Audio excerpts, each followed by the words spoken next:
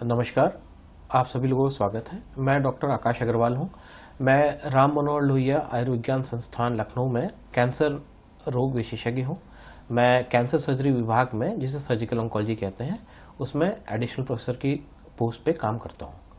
आज हम बात करेंगे गॉल ब्लैडर कैंसर, जो कि जिसे पित्त की थैली का कैंसर भी कहा जाता है।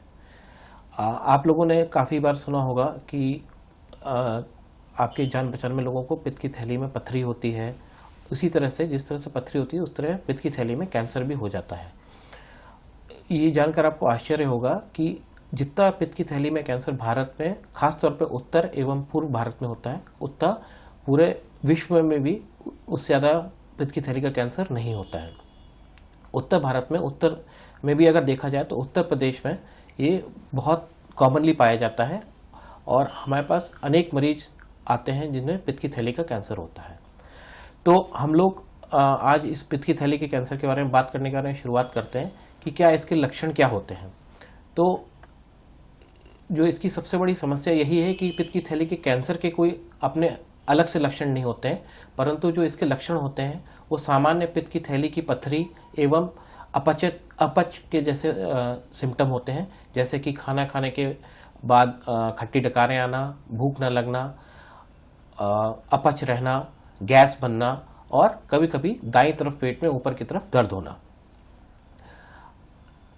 जरूरी बात यह है कि अगर किसी भी व्यक्ति को इस तरह के सिम्टम होते हैं तो हम लोग अमूमन इसे नज़रअंदाज कर देते हैं, लेकिन मैं आज आपको ये बताना चाहता हूँ कि अगर आपको इस तरह के कोई सिम्टम है तो किसी डॉक्टर को, अपने घर के आसपास जो भी डॉक्टर हैं, उन्हें एक बार दिखाएं जरूर। और अगर उनकी परामर्श हो तो एक अल्ट्रासाउंड जरूर पेट का कराएं, क्योंकि पित्त की थैली की पथरी भी एक समस्या है जिसकी वजह से दर्द हो सकता है संग में, क्योंकि यहाँ उत्तर प्रदेश में और उत्तर भारत में पित्त की थैली का कैंसर बहुत प्रेवलेंट है, बहुत पाया जाता है। इसलिए उसे जल्दी पकड़ने के प्रयास करना चाहिए, जिससे कि उसका जल्द से जल्द पता लग सके और इलाज हो सके। कई बार ये भी देखा गया है कि जो पेशेंट्स होते हैं जिन्हें पित्त की थैली में पथरी होती है, उनका पित्त की थैली का ऑपरेशन हो जाता है और ऑपरेशन के बाद उन्हें पता लगता है कि उसमें पित्त की थैली में पथरी तो थी ही, संग में कैंसर भी था। हमने ऐसे शोध किया है और इससे पाया है कि जैसे पूरे विश्व में ये जो परसेंटेज है ऐसा होना, तो वो 1% से कम है, किंतु उत्तर प्रदेश में, हमारे यहाँ भारत में, लखनऊ में ये जो परसेंटेज है 2% के करीब है, जो कि बहुत हाई है, पूरी दुनिया से कहीं ज़्यादा है, दुगनी से भी ज़्यादा है। तो इसका प्रमुख कारण यही है कि क्योंकि यहाँ पे कैंसर होने की संभावना ज़्यादा है। अब इसे हम रोक तो नहीं सकते हैं, लेकिन हाँ, हम इसके आगे इलाज कराना जरूरी है। तो हमने प्राय देखा है कि पेशेंट जब पित्त की थैली का ऑपरेशन करवा देते हैं, पित्त की थैली निकलवा देते हैं, तो उसकी बायोप्सी या तो करवाने से इनकार कर देते हैं या फिर उसकी जांच करवाने तो दे देते हैं लेकिन रिपोर्ट लेके नहीं आते हैं। और इस चक्कर में उनको अगर कैंसर भी निकलता है तो उसके बारे में पता नहीं लग पाता है और उन्हें तब पता लगता है जब उनकी समस्या बढ़ जाती है, उन्हें पीलिया हो जाता है या आगे बीमारी फैल जाती है। तो याद रखने वाली बात यह है कि कभी भी अगर पित्त की थैली की पथरी का ऑपरेशन कराया जाए तो एक, पित्त की थैली की पथरी, पित्त की जो थैली है उसकी जांच जरूर भिजवाएं, बायोप्सी जिसे कहते हैं।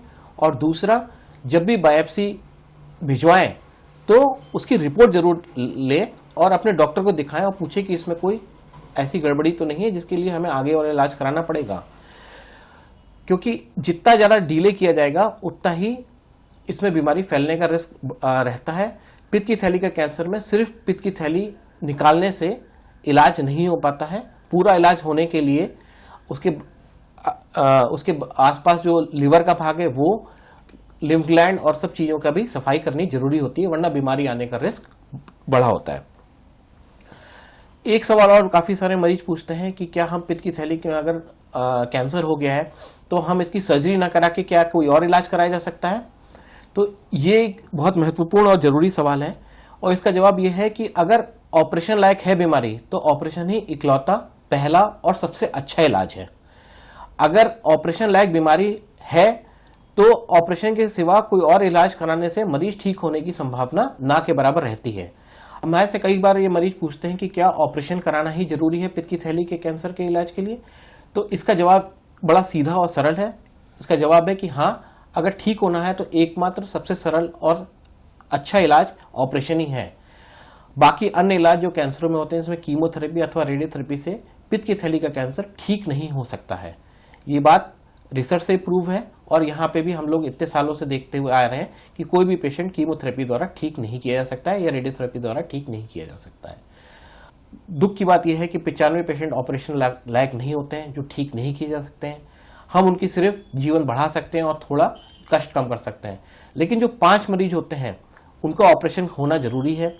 ऑपरेशन में हम क्या करते हैं? ऑपरेशन में हम पित्त की थैली निकालते हैं, उसके सटा हुआ लीवर का भाग निकालते हैं और उसके आसपास जो लिम्फ ग्लैंड होते हैं उन्हें निकालते हैं। अब काफ़ी सारे मरीजों का ये सवाल होता है कि अगर हम लीवर निकालते हैं तो क्या होगा, कितना लीवर निकाला जाएगा, क्या लीवर निकालने से हमारे जीवन को कोई खतरा हो सकता है? तो मैं बताना चाहूँगा कि लीवर करीब 15 से 20% ही निकाला जाता है और उतने लीवर निकलने से मरीज के जीवन पे कोई भी दुष्परिणाम नहीं होता है। फिर अगला सवाल ये आता है कि क्या ऑपरेशन कराना सेफ है? ऑपरेशन कराना बिल्कुल सेफ है। इससे ज़्यादा आज की दौर में ऑपरेशन से ज़्यादा सेफ और कोई चीज़ नहीं बची है।